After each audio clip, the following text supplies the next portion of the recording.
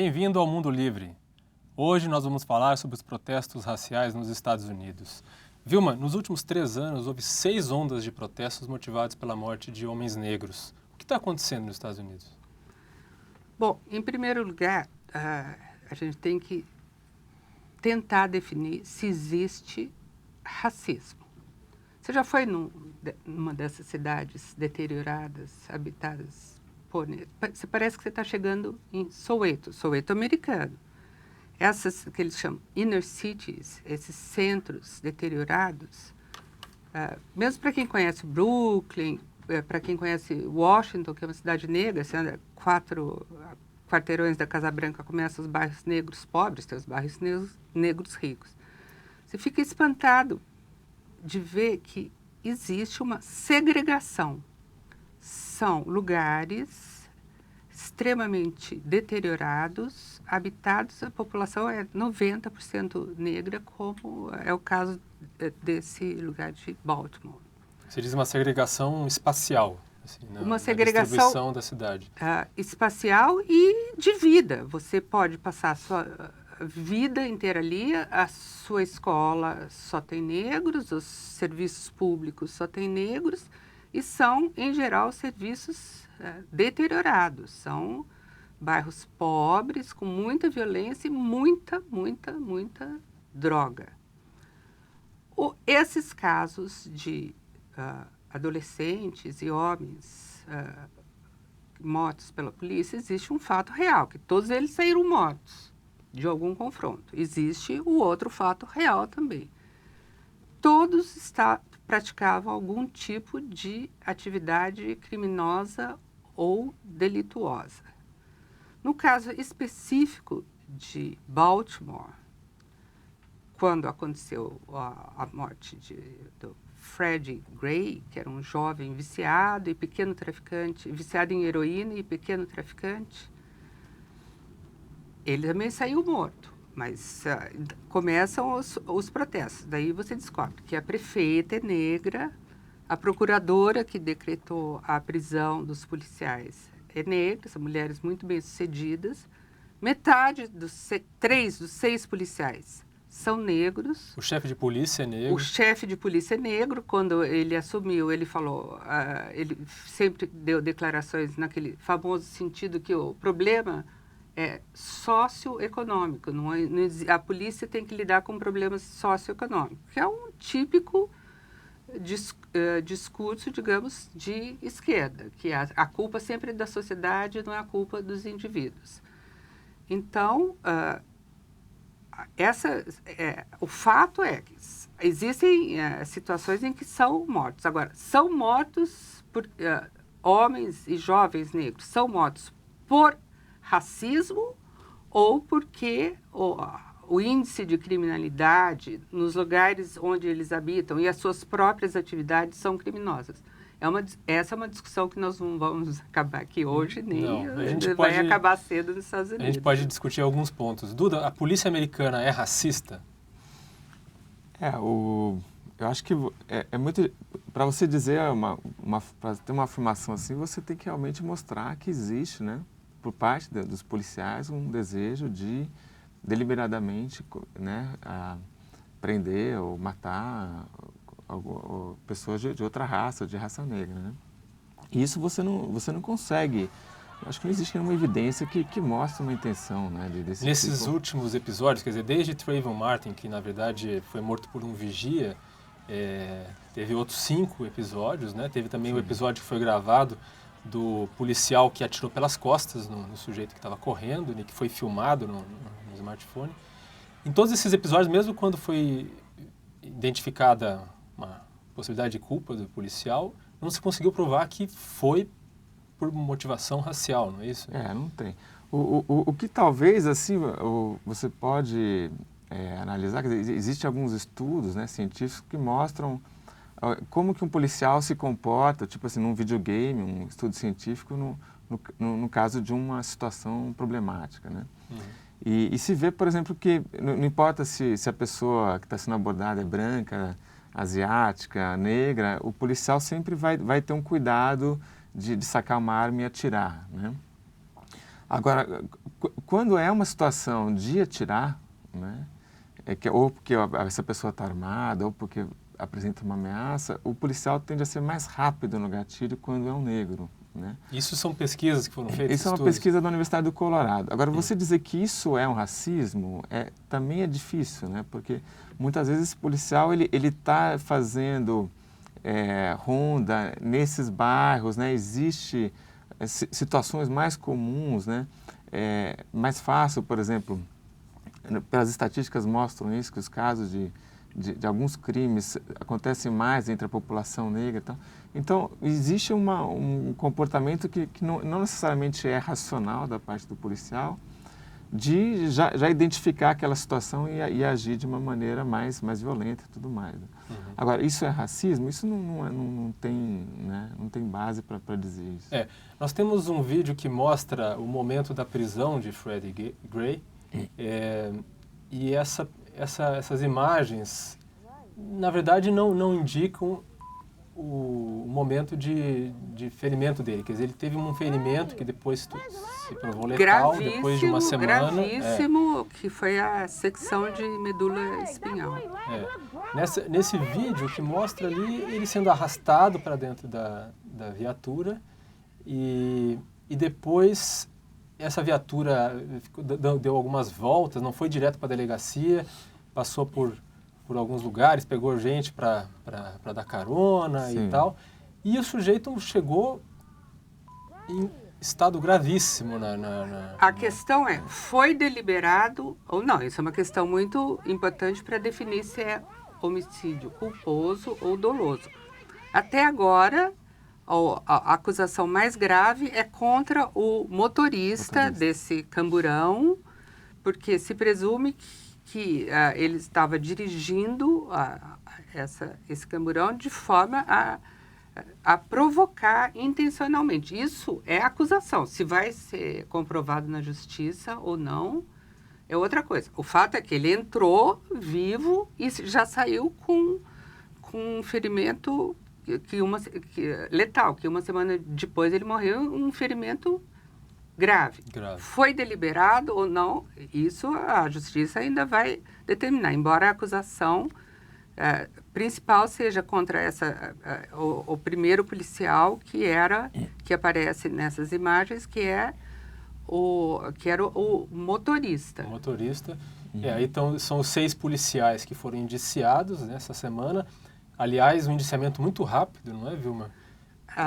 Foi a procuradora Marilyn Mosby, que, na visão, obviamente, dos organismos, sindicatos, dos policiais, ela agiu de maneira precipitada. Ela ocupa um cargo para o qual ela é eleita, então é normal que ela haja de maneira política. O fato dela ter anunciado isso rapidamente provocou uma grande condenação da parte dos sindicatos da polícia. A polícia tem o espírito de corpo dessas organizações, que em inglês eles chamam de Blue Shield, porque os policiais nos Estados Unidos usam uniformes azuis. E agora, o fato dela ter anunciado que eles são indiciados por esse crime não significa que as investigações, que o processo normal da justiça vai ser alterado. Isso vai seguir e não há dúvida que houve alguma negligência, porque se a pessoa entra viva e sai com medula espinhal cortada, é porque teve alguma negligência. Isso agora vai ser um processo bem apurado. Duda, o que se sabe do passo a passo desse episódio? Quer dizer, tem um ponto cego aí, que é o momento em que o Freddie Gray está dentro da viatura. O que se sabe sobre esse episódio, desse passo a passo, e em que momento teria ocorrido essa lesão tão grave? Tá. Bom, ele é abordado na rua por 2 policiais que estavam de bicicleta, né? E esses 2 policiais são brancos, depois tem mais um terceiro policial. Ele é perseguido durante ele sai uma corrida, fugindo, né? Quando ele vê a polícia, porque ele já tinha, desde dos 18 anos, ele já tinha 18 BOs, como a gente diz em português, 18 ocorrências policiais, porque ele era um traficante, ocorrências por agressão, por assalto. Então, quando ele vê a polícia, ele sai correndo e é perseguido e preso. E é uma perseguição de 2 quarteirões, né? E ele, nisso, quando os policiais revistam ele, ele está com uma faca, aquela faca dobrável, né? É um canivete, né, na verdade. E aí ele é colocado na van, o motorista... Fugir e levar esse canivete não são, pelas leis locais, não são delitos nem crimes. A razão realmente por que ele é colocado, isso realmente a gente não sabe ainda, né? Ou não tinha realmente uma acusação do tipo, olha, ele estava fazendo alguma coisa errada e tal, né? Então, o motorista sai com ele e aí você tem uma primeira parada porque, enfim, é o que eles chamam lá de rough ride, né? Uma carona dura, né? Perigosa. Ele dirigiu de maneira pouco segura, digamos assim. Com o Gray que era uma coisa que a PM aqui em São Paulo costumava fazer. Sim.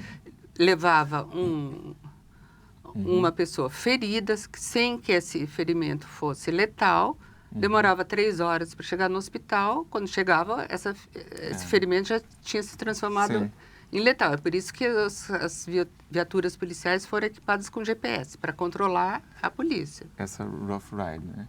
E, enfim, o Gray começa a se queixar e o motorista, ele faz uma parada, vem um outro policial negro também, e ele pede, dá uma olhada no que está acontecendo e tudo mais, né?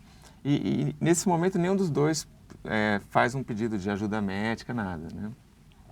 E depois eles têm uma outra parada da viatura, que é para prender uma outra pessoa, e aí você tem uma outra policial, que também é negra, e os 3 olham a situação do Gray, e também, de novo, ninguém chama, não tem nenhum socorro, ajuda médica, nada. Quando ele vai chegar na delegacia, ele chega já sem poder responder, né? Desacordado. E aí ele é levado para o hospital, né? E, enfim... certamente o que aconteceu foi nesse momento aí na viatura, né? Olha, deixa eu só anotar uma coisa. Eu não estou endossando isso, que fique bem claro. O que representantes da polícia, geralmente quando eles já não estão mais na ativa, eles falam isso. O que eles falam é que é muito comum que indivíduos que são presos ou detidos habitualmente façam isso. Eu não estou conseguindo respirar, eu estou sufocando, está doendo. Eles chamam de cadeíte, que é uma... eu não estou endossando, estou dizendo que é uma atitude... Polícia é polícia, que né? pode levar o policial a negligenciar a situação. Negligenciar e não levar a sério um pedido de socorro da pessoa que está sendo detida. Certo. Só mas como é difícil, né, para esse júri popular depois julgar isso, né? Porque como é que você vai dizer o que foi, né? O fato de 3 dos 6 policiais que foram indiciados serem negros leva a gente a concluir, então, que há racismo entre negros nos Estados Unidos, se a tese de racismo for correta, né? Vamos parar de usar um pouco essa palavra racismo e tentar acompanhar os fatos que aconteceram. Porque se você acompanha a televisão americana ou a televisão brasileira, o jornalista brasileiro é louco para tirar as armas dos americanos, coisa que não vai acontecer, e para denunciar racismo, se usar a palavra racismo com uma imensa facilidade. A experiência, os estudos, todos indicam que existe realmente essa segregação, que é evidente, não tem como negar. Ao mesmo tempo, existem mecanismos imensos para... Você não pode decretar que uma pessoa vá gostar de outra que é diferente dela, mas você pode, por legislação, impedir que essa pessoa seja discriminada. E nos Estados Unidos existem mecanismos poderosos, uma quantidade enorme de dinheiro, tanto do governo quanto de organizações privadas, para tentar combater essa segregação, para incentivar essas populações que vivem em situação economicamente muito retrógrada, para que elas avancem. Existe, por outro lado, a interpretação que seria a direita, que é ao próprio fato de que exista o welfare state, ou seja, que nos Estados Unidos começou realmente sim, na época do Lyndon Johnson, criou um sistema em que as populações mais pobres e negras, porque não tem coreano vivendo na miséria como existem negros. Isso criou uma situação, isso eu estou dizendo a argumentação, em que se criou dependentes que recebem o dinheiro do governo, as famílias se deterioraram, as pessoas não se preocupam mais em procurar trabalho, os pais desapareceram, a família se dissolveu, as mulheres têm vários filhos, quanto mais filhos, entra mais um dinheirinho, e isso criou uma situação que perpetua essa situação de pobreza e de ensino baixíssimo, condições, a droga, basicamente, que domina toda a vida dessas comunidades. Lembrando também que 90% dos crimes sofridos por pessoas americanos negros são praticados por americanos negros. Agora, a expressão racismo está na boca de muita gente nos Estados Unidos, né, Duda? Quem são as pessoas que falam em racismo nesses episódios? Existe... eu acho que assim, existe o que se pode chamar de racialista, né? Que é a pessoa que está o tempo inteiro realmente dividindo as pessoas de acordo com a raça, né? Então, você não é uma pessoa individual, mas você é um branco ou um negro e como tal a gente imagina esse certo comportamento de você, né? E eu acho que nesses casos dos Estados Unidos, quem mais se destaca, acho que é o reverendo Al Sharpton, né? Famoso trambiqueiro. Trambiqueiro, oficialmente, que inventou acusações e que vive, tem ONG, ganha dinheiro.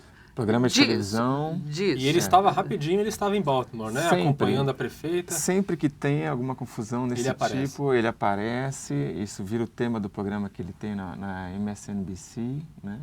E ele é o cara que vai dizer, olha, não existe realmente o negro nos Estados Unidos está com um problema, porque... E não só negro, tá? Ele vai ter uma posição muito forte também em relação a asiático, em relação a judeu, em relação a homossexual. Então, assim, ele é a pessoa que enquadra todo mundo nessas categorias, né? Uhum. E sempre, enfim, com o mesmo discurso de que os negros estão sendo atacados nos Estados Unidos e que... É a cultura da vitimização, que tem muito dinheiro para ser feito nos Estados Unidos com isso, né? O Al Sharpton é o exemplo mais conhecido, mas existem muitos outros. E ele é um cara que quando ele fala, realmente, assim, você vê uma incitação a essa desobediência civil, mas mais do que isso, né? A violência, a pilhagem, né? A destruição de loja e tudo mais. Né? Vamos lembrar que a prefeita também de Baltimore, que é a Stephanie Rawlings Blake, nos primeiros dias de protestos, ela disse que a polícia estava sexta, sábado e domingo, a polícia foi proibida de ter qualquer atitude. E ela disse que essa é uma mulher bonita, estilosa, do tipo o ícone de estilo dela, obviamente, é a Michelle Obama. Ali é No Justice, No Peace. Isso é o slogan do Sharpton. Né? É o mote dele. E ela criou um espaço para destruição, ou seja, espaço de quebra-quebra. Vamos deixar o pessoal quebrar. Quebrar, obviamente, suas lojas, suas casas. Teve incêndios de pessoas, as pessoas implorando, não botem fogo na minha casa. E não é orientado por raça, porque muita gente negra teve casa queimada também em Baltimore. E nós temos também algumas imagens do quebra-quebra em Baltimore. Nós vamos mostrar agora. E, Duda, qual é a opinião dos americanos sobre os protestos que aconteceram em Baltimore? Tem pesquisa sobre isso?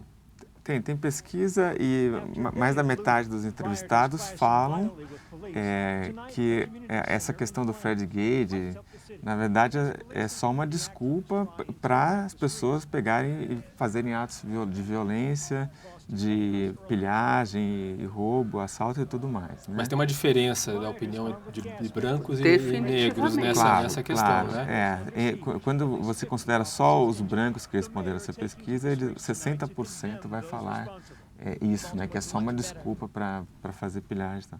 Entre os negros, isso chega perto de 30%. Né? Agora, ainda assim, quer dizer, isso quer dizer que 1 em cada 3 negros vai dizer que toda essa confusão, na verdade, a história da vitimização, né? Na verdade, é só uma desculpa para ir lá e fazer atos de violência. Agora, essa mesma pesquisa mostra uma unanimidade no que se refere, entre brancos e negros, no que se refere ao que vai acontecer, né? Praticamente 90% dos entrevistados acham que vai continuar tendo casos como esse, protestos desse tipo e essa tensão toda. Os americanos estão esperando coisas parecidas na vizinhança. Né? Porque existem organizações agora, organizações políticas, que imediatamente deslocam os organizadores desses protestos violentos, do quebra-quebra, que obviamente prejudica os moradores. Vilma, interessante que o Obama fez um discurso ontem sobre esse caso. E você acha que ele está colocando mais lenha na fogueira dos protestos ou está agindo como se espera de um presidente americano nesse caso?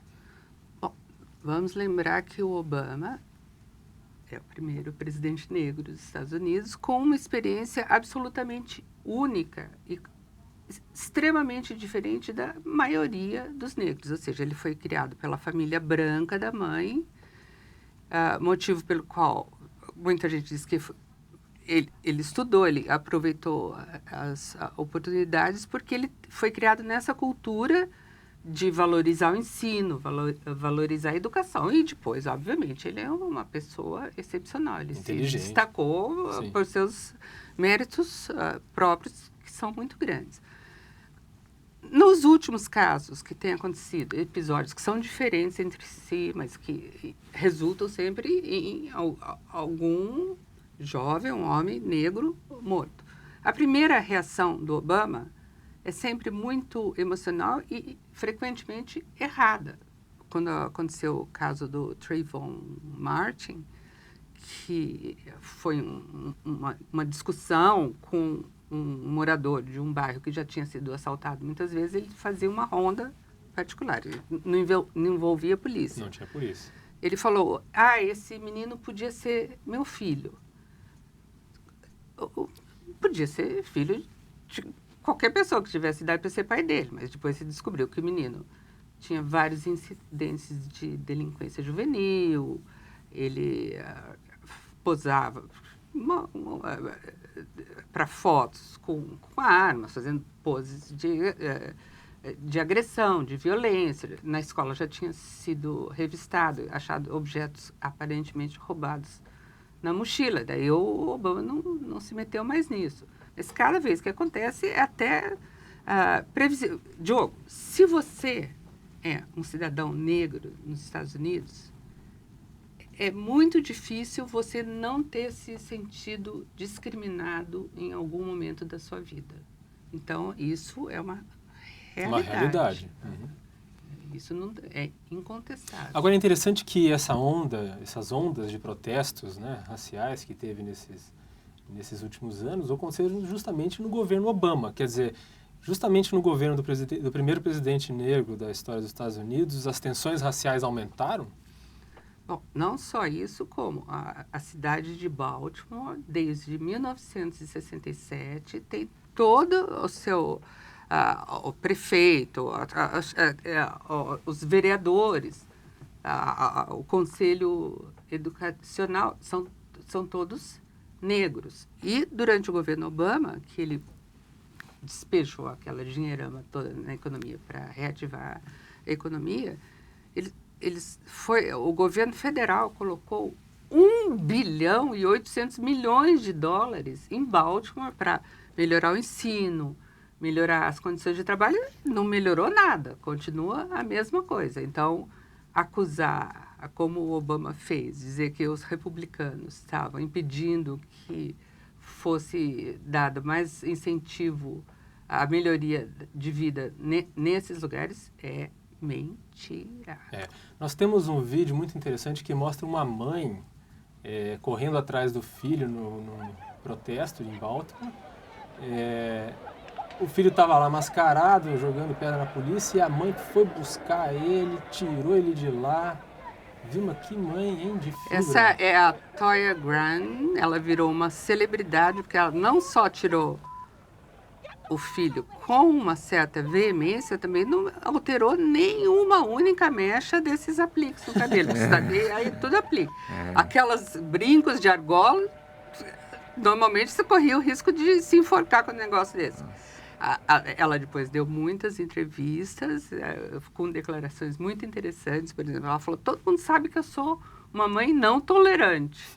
E o caso da Toya Graham, ela talvez incorpore todas essas complexidades. As situações são complexas, ao contrário das visões simplistas que se tenta fazer em momentos como esse. Ela é uma mulher enérgica, que não quer que o filho se envolva com drogas, que não vá sair fazendo quebra-quebra no meio da rua. E, ao mesmo tempo, ela tem 42 anos, tem 6 filhos, nenhum marido, já é avó, não tem emprego e poderia produzir uma mãe que deixa os filhos soltos no mundo. Não, ela é religiosa, vai à igreja. A primeira reação dela, quando ela viu que ela apareceu, que ela não sabia, né? Ela falou assim, nossa, meu pastor vai me matar. Porque estava dando uns tapas no filho. Não, porque ela estava aparecendo daquele jeito. Então, isso significa que como as questões são complexas. Essa mulher, que ao mesmo tempo é linha dura mesmo, viu? E muita gente falou.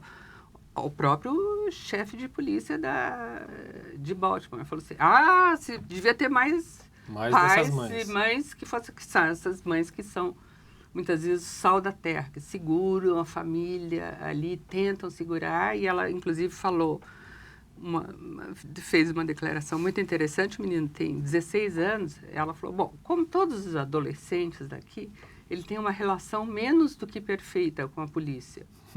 Já dá para imaginar, né? Que ela está tentando segurar esse menino para não cair nesse ambiente que predomina, infelizmente, em lugares como o centro de Baltimore. Duda, Baltimore tem um dos índices de homicídio mais altos das grandes cidades americanas. Qual é a solução? A política de tolerância zero, janelas quebradas? Essa solução já foi empregada lá. Já foi tentada. Né? O Martin O'Malley, que talvez seja um candidato à nomeação democrata agora para competir com a Hillary. Sim. Tem gente que acha que foi a Hillary que mandou fazer esse quebra-quebra aqui para não ter risco que o O'Malley seja um concorrente sério. Ele foi prefeito de Baltimore e quando ele assume, Baltimore está numa situação até pior do que hoje, por muito tráfico de drogas, né? Muita violência, e ele vai repetir a solução que deu certo em Nova York pelo Rudy Giuliani, né? E qual foi o resultado dessa experiência? Então, dá certo. A taxa de homicídio cai 2/3, é uma queda muito forte, né? São várias iniciativas que ele faz, então ele vai recrutar mais policiais nos bairros negros, né? Mais detetives para conseguir solucionar os crimes de uma maneira mais fácil. Então, ele faz muita coisa boa. O problema é que, nisso de tolerância zero, né, essa coisa de qualquer coisa você acaba prendendo, né, ou detendo as pessoas, ele chega a prender quase 1/6 da população. Quer dizer, não é 1/6. São pessoas que são presas. São pessoas que são presas várias vezes. Não quer dizer que que as cento e tantas mil pessoas, que houve 100 e tantas mil pessoas diferentes presas. Mas, de qualquer jeito, é uma taxa de detenção considerada alta, muito alta, né? E essas pessoas, elas são libertadas depois, mas essa coisa depois fica, né? Tipo, mais dificuldade para arrumar emprego e tudo mais. Mas tirando, então, essa questão que é muito criticada, né, pelo pessoal de direitos humanos e tal, foi uma coisa ele resolveu bem a situação, né? Quer dizer, ele não pode dar uma voltinha aí nesse centro de Baltimore a pé de jeito nenhum, Duda. Bom, na verdade, ele passeou pelo centro de Baltimore durante os protestos. E quando chegou num lugar em que as coisas estavam um pouco mais pesadas, ele falou, bom, acho que acabou a visita, vamos voltar, e ele voltou pro carro e foi embora. Agora ele é reeleito prefeito e depois ele vira governador, né? Então, assim... Mas essa política foi abandonada depois, não é? Foi, pelos democratas, né? Quer dizer, que os democratas geralmente tendem a ser mais sensíveis a essas o questões. O'Malley né? é democrata. Sim, sim. Mas assim, essa política depois é abandonada por democratas que assumem a prefeitura porque os democratas tendem a ser mais sensíveis. O O'Malley, quando ele imita essa política do Rudy Giuliani, ele sai um pouco da esfera democrata, né? Sim. E, enfim, essa questão de direitos humanos, e tem casos mesmo de prisão porque um rapaz jogou o papel do doce na rua, ele é levado para a delegacia e tal, né? Então, existe um excesso e depois tenta-se fazer uma correção, né? Viu, a questão presidiária em Baltimore também é bem interessante, né? Não, a questão é a seguinte, se você for um criminoso grande, não um pobre coitado que fica ali traficando para sustentar o seu próprio vício, não quer dizer que não deva ser enquadrada dentro da lei, obviamente. Se você for um criminoso importante, se você for preso em Baltimore, é que nem no Brasil, ou até melhor, viu, Diogo? Que até agora a polícia, as autoridades penitenciárias têm se revelado extremamente corruptas. 40 pessoas já foram condenadas por corrupção no sistema prisional, das quais 24 eram funcionários das penitenciárias. Tem o caso mais famoso de todos, que era um traficante, importante, bonitão, que ele, digamos, seduziu 13 guardas da penitenciária de Baltimore, das quais femininas 4... ou masculinas? Não, 4 ficaram grávidas, né, Diogo? Bom, então então eram mulheres, não né? precisa responder.